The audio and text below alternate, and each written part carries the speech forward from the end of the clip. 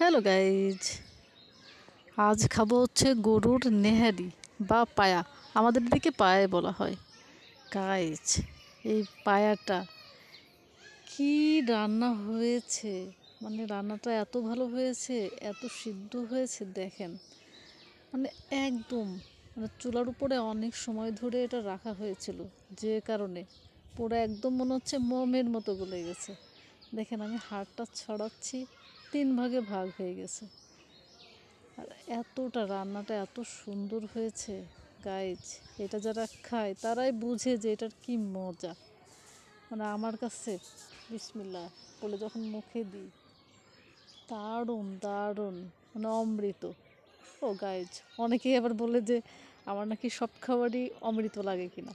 আচ্ছা আপনারাই বলেন, এই খাবারটা যদি আপনাদের সামনে এখন হয় তাহলে কি খেতে কি অনেক ভালো লাগবে না, অমৃতের মতো মনে হবে না বলেন? যে কারণে আমার কাছে সব খাবারই আমি যখন খাই, ঠিক আছে, তখন আমার কাছে সবই অমৃতের মতো মনে হয়। খেতে কি আর সবাই পারে বলেন?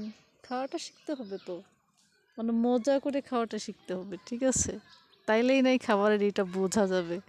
মানে এই যে খাবার অমৃত কখন হয়, যখন খাবারের পুরো স্বাদটা আপনি নিতে পারবেন, তখনই হচ্ছে আপনার কাছে অমৃতের মতো মনে হবে।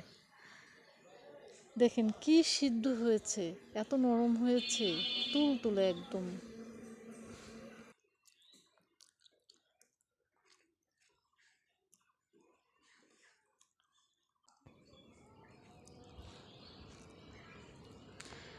আর এই নেহারির ঝোলটা এত দারুণ লাগে না, এত দারুণ লাগে।